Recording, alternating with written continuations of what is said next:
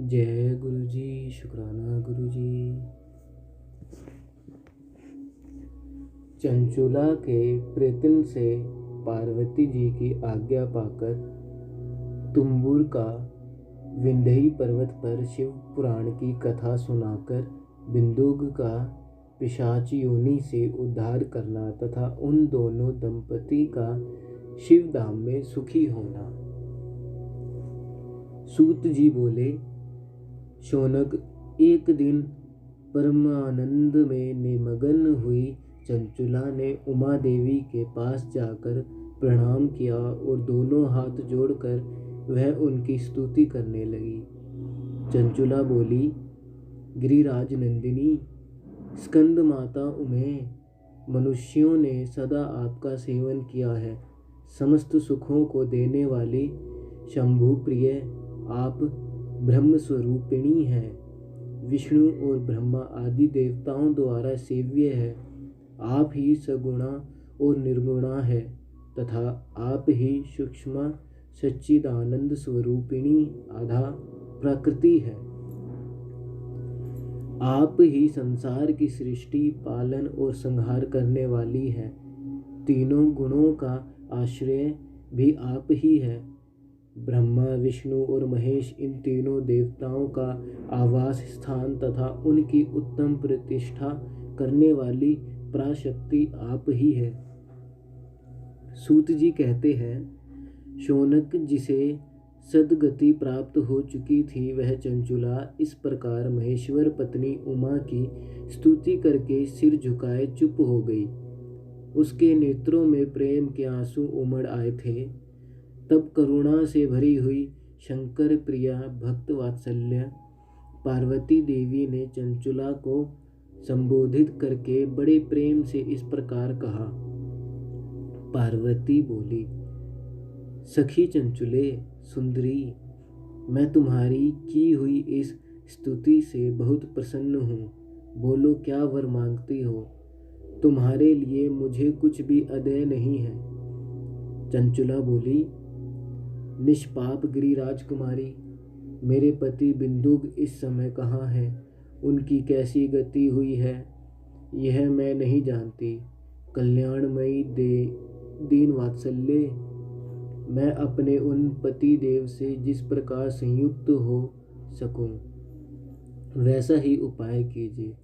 महेश्वरी महादेवी, मेरे पति एक शूद्र जातीय वैश्य के प्रति आसक्त थे और पाप में ही डूबे रहते थे। उनकी मृत्यु मुझसे पहले ही हो गई थी। न जाने वह किस गति को प्राप्त हुए। गिरिराज बोली, बेटी, तुम्हारी बिंदुक नाम वाला पति बड़ा पापी था।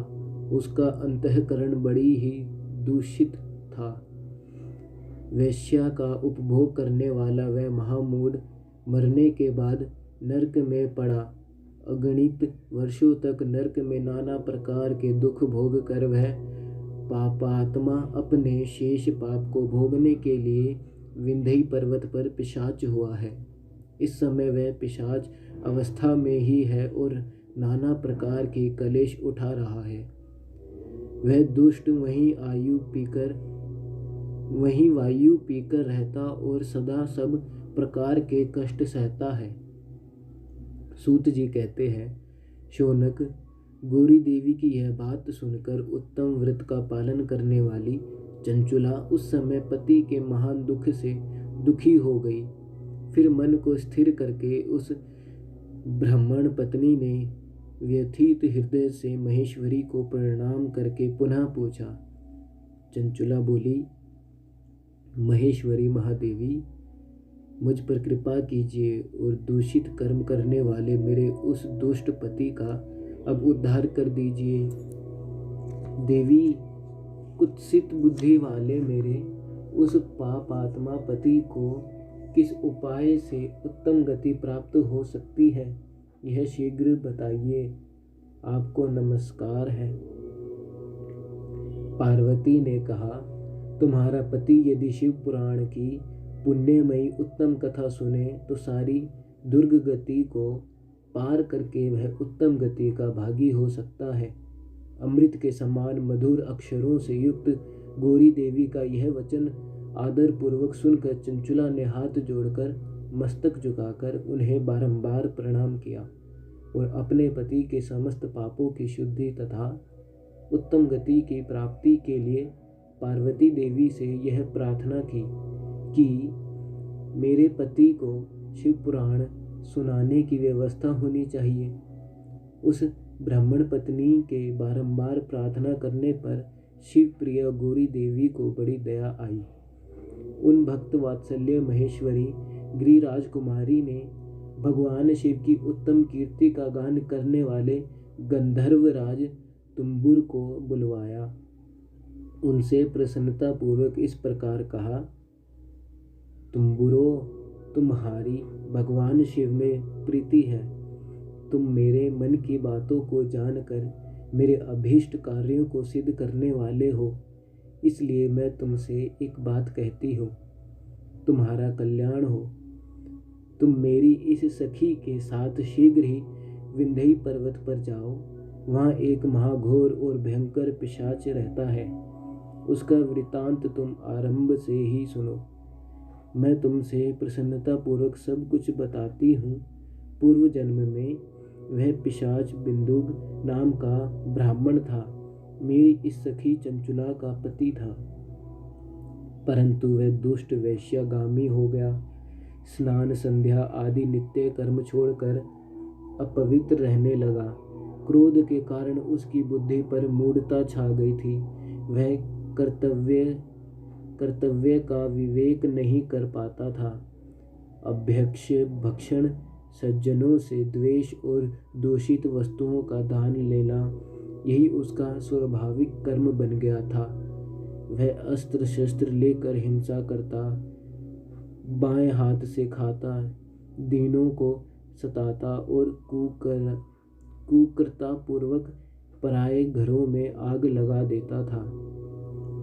चांडालों से प्रेम करता और प्रतिदिन वेश्या के संपर्क में रहता था।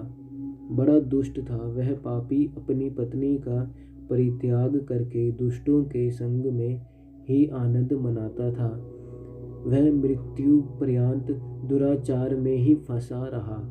फिर अंतकाल आने पर उसकी मृत्यु हो गई। वह पापियों के भोग स्थान घोर यमपुर में गया और वहाँ बहुत से नरकों का उपभोग करके वह दुष्ट आत्मा जीव इस समय विंध्य पर्वत पर पिशाच बना हुआ है। वहीं वह दुष्ट पिशाच अपने पापों का फल भोग रहा है। तुम उसके आगे यत्न पूर्वक शिव पुराण की उस दिव्य कथा का प्रवचन करो जो परम पुण्यमयी तथा समस्त पापों का नाश करने वाली है।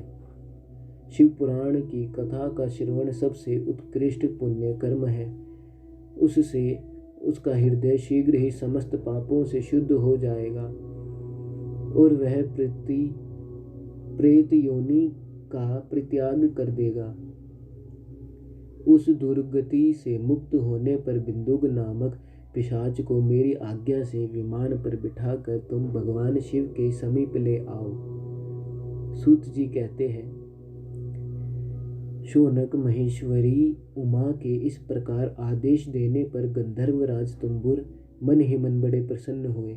उन्होंने अपने भाग्य की सराहना की। तत्पश्चात उस पिशाच की सती साध्वी पत्नी चंचुला के साथ विमान पर बैठकर नारद के प्रिय मित्र तुम्बुर वेगपूर्वक विंध्याचल पर्वत पर गए, जहाँ वह पिशाच रहता था। वहाँ उन्होंने उस पिशाच को देखा। उसका शरीर विशाल था, ठोड़ी बहुत बड़ी थी। वह कभी हंसता, कभी रोता और कभी उछलता था।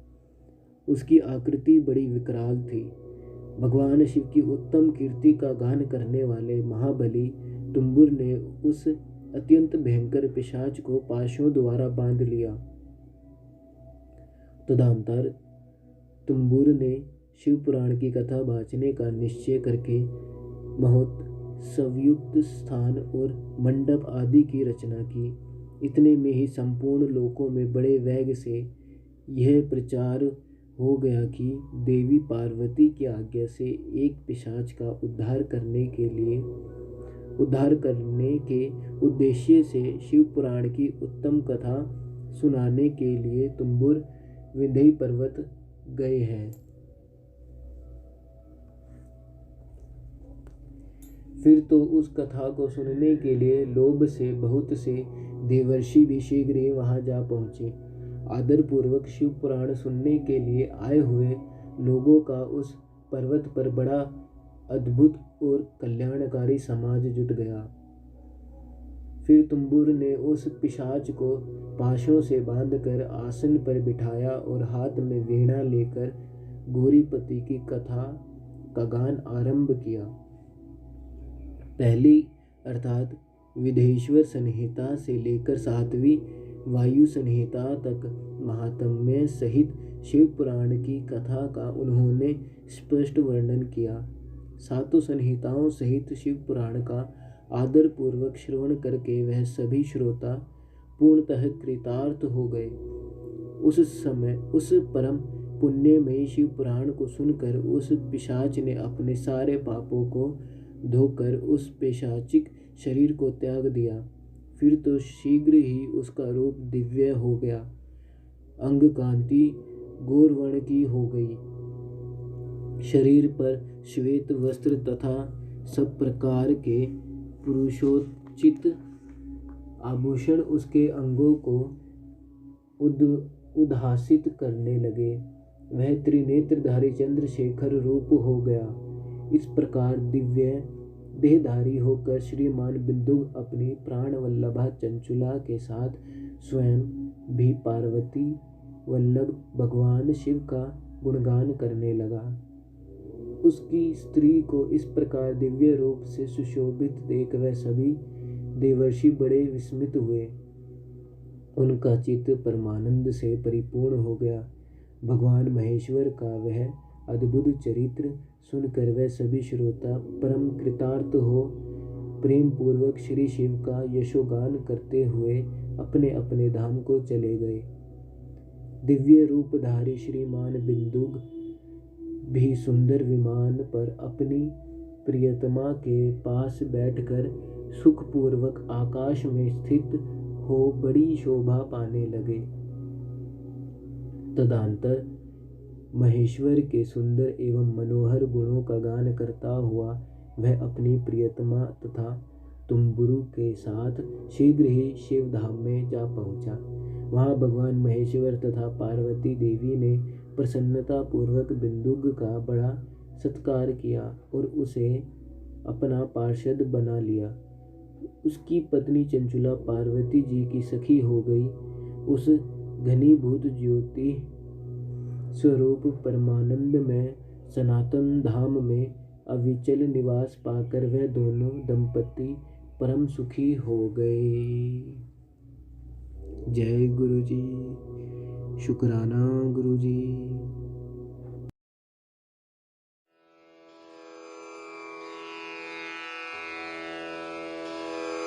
जय गुरु जी की। अब हम मंत्र जाप करेंगे।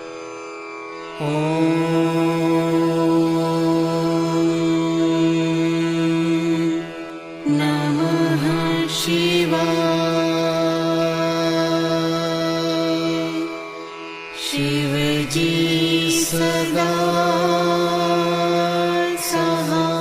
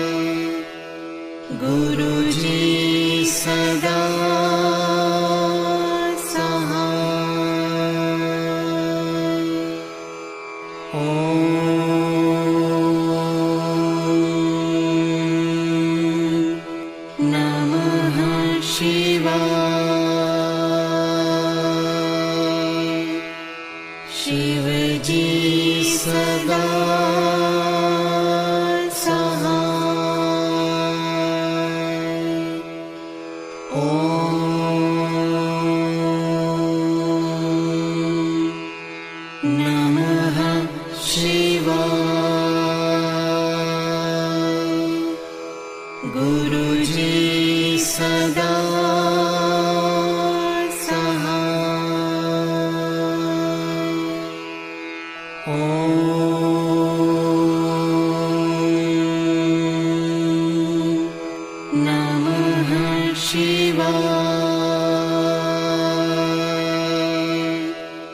शिव जी सदा सहाय। ॐ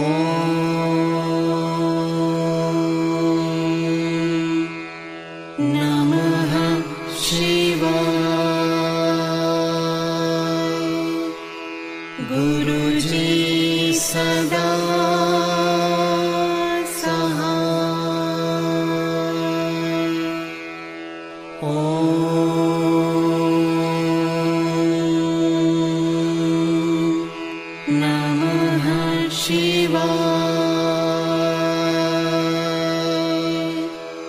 शिव जी सदा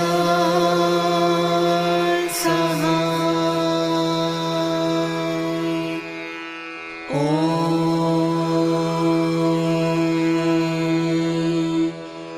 नमः शिवाय।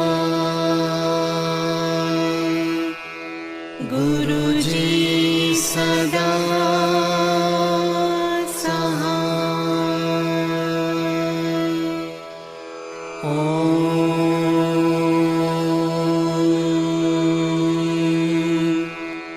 नमः शिवाय। शिव जी सदा सहाय। ॐ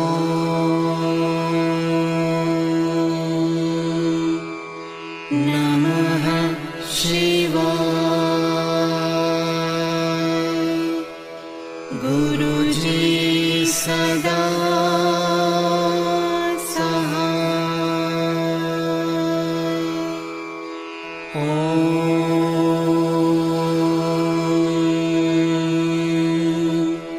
नमः शिवाय। शिव जी सदा सहाय। ॐ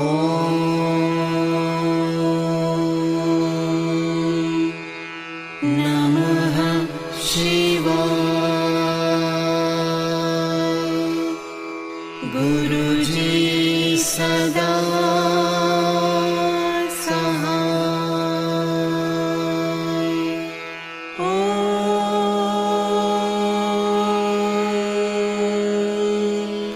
नमः शिवाय।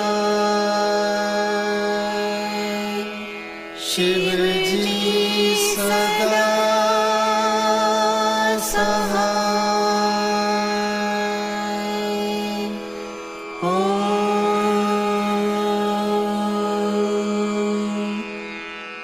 नमः शिवाय। गुरु जी सदा सहाय।